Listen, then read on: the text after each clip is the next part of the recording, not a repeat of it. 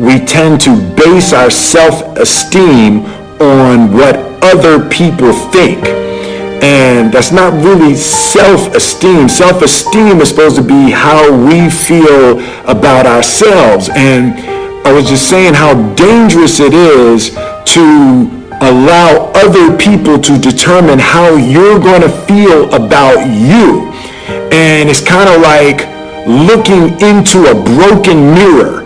You're going to look in a broken mirror and then change your face to try to look good in this defiled, busted, broken mirror. And it just, other people's opinions is a really shitty way to determine how we feel about ourselves.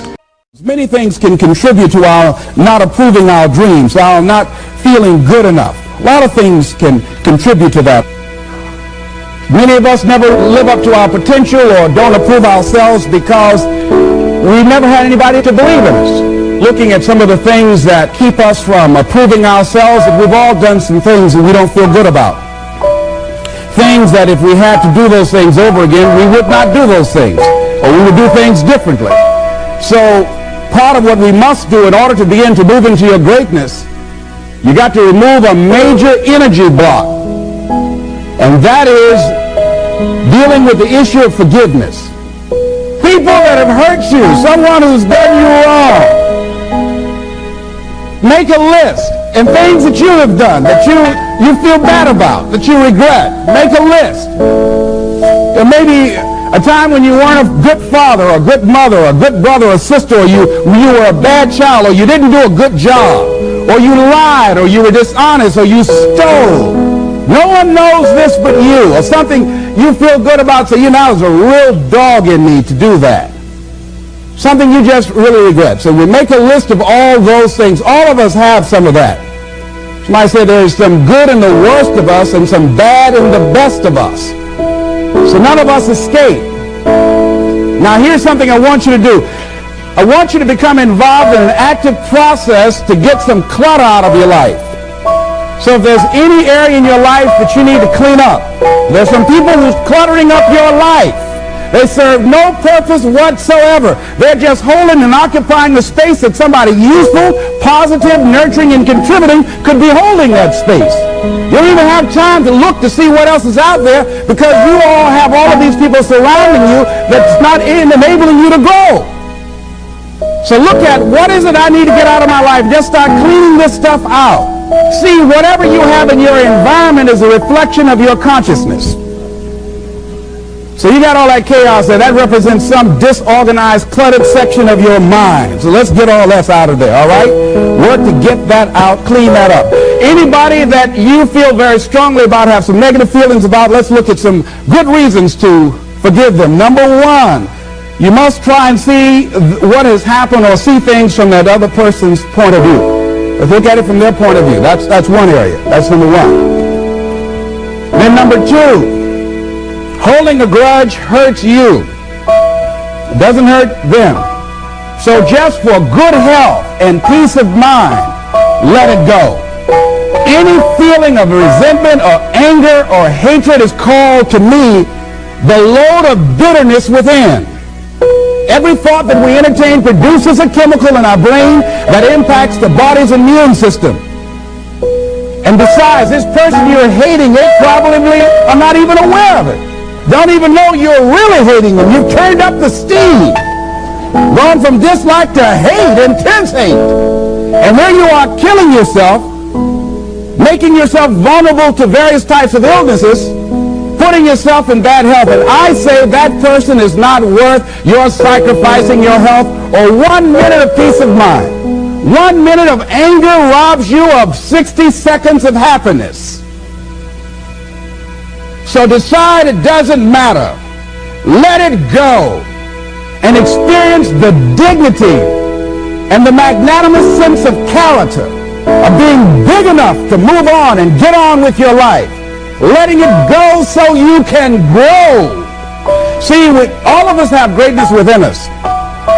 But when you don't come to grips with your greatness and you don't work to develop it, if you're not seeking it out, if you're not finding where it is, if you're not trying to locate it, if you're not experimenting with your life to try and find out what fits for you, I'm saying that you're positioning yourself to be a miserable person, an unfulfilled person.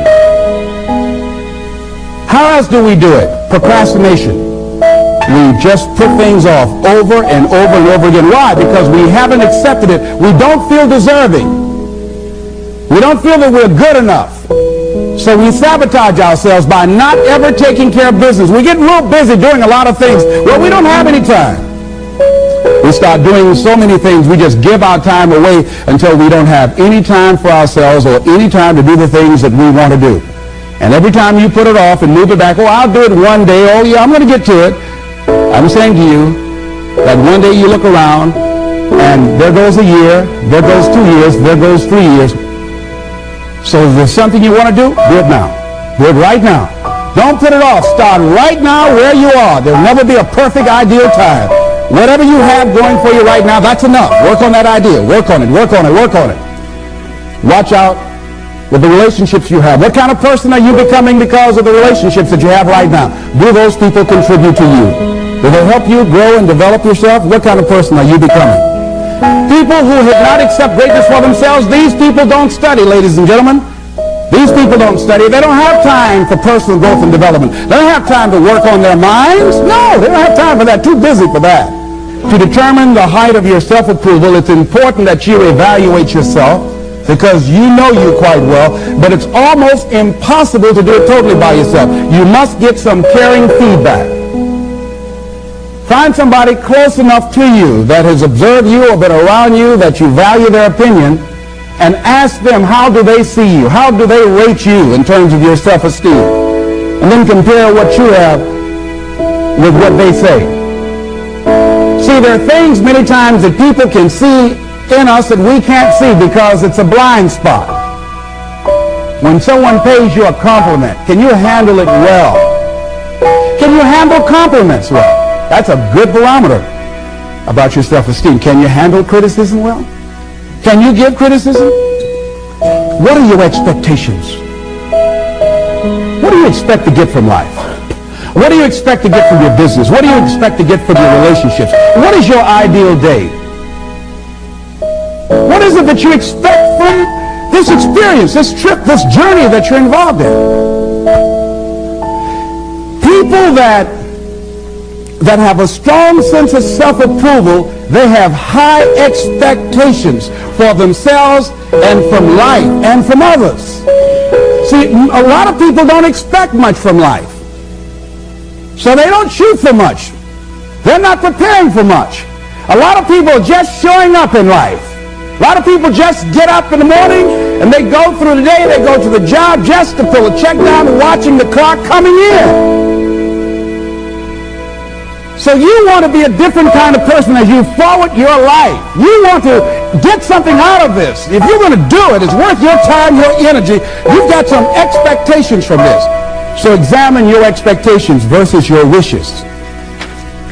Some people wish they could do better, but some people expect to do better. Where are you on that? And love yourself. Make caring for you the highest priority in your life. Take care of you. Look out for what truly satisfies you. We're not taught to love ourselves. We're not taught to look out for ourselves. We're not taught to take care of ourselves, to become sensitive to our wants, to our needs, our desires. So make a conscious effort. Make you number one priority. Your peace of mind. Your health is more important than your family and any and everybody. Because if you don't have peace of mind, if you don't have your health, you can't serve anybody. Don't neglect yourself. A lot of us, and particularly ladies, have been groomed to be sacrificial lambs, putting their dreams on the back burner in deference to their children's dreams or their husband's dreams or their family's dreams, and forget about themselves. They become resentful and angry and bitter. So start taking care of yourself, looking out for you. Develop a health plan. Your health is all you got. So start taking care of you. eating nutritious meals, willing to exercise your body, taking care of this body, loving yourself. So do some good stuff for yourself on purpose. Take some time out for you. You can't develop and manifest your greatness. You can't be a high achiever if you don't feel good. You don't take care of yourself. It takes the edge off your life. It helps you to manage things rather than allowing them to manage you. Gives you more personal power to deal with stuff. Take care of you. Now here's something else I suggest for you. Become aware of what your needs are and develop compassion towards yourself despite your human defects. Develop compassion for yourself despite your human defects. You will never be perfect. Oh, you will never be perfect. You're human. You've made a lot of mistakes. You've done a lot of dumb, stupid things. Guess what? You're not through yet. You've got to learn to be gentle with yourself. Make it all right. What you don't know, the mistakes that you make. It's okay. Handle it. Learn from the experience. Decide that you are going to, whatever you become involved in, to be up front, to be true to yourself. Are you getting what you need out of it? And be up front with people and tell them what you need from them. Don't assume that they know. Don't say, I thought you knew. No, tell people up front, here's what I need from this in order for this to work for me. Be up front with your stuff. Tell them up front so they're not surprised later on. So your feelings aren't hurt later on. See, if they tell you up front they can't do it, now you know you can keep on stepping. But tell people up front, here's what I want. In order for me to play this game with you, if we're going to dance, this is what I got to get out of it. See, if you don't take care of your needs, guess what? You will always have that nagging song in the back of your mind, say, well, when do I get mine? See, we're taught to be quiet and not speak up for ourselves. And not to be selfish. If you don't take care of you, who do you think is going to take care of you? Who's going to look out for you better than you will? No one. No one's going to do that. You got a business? No one's going to take care of your business better than you. Nobody. Nobody. Anything you want to do in life, you've got to take ownership of it and say, hey, I'm going to make this happen. Be willing to venture out and do something that you have fantasized about doing. And you know you probably won't be good at it, but do it anyhow.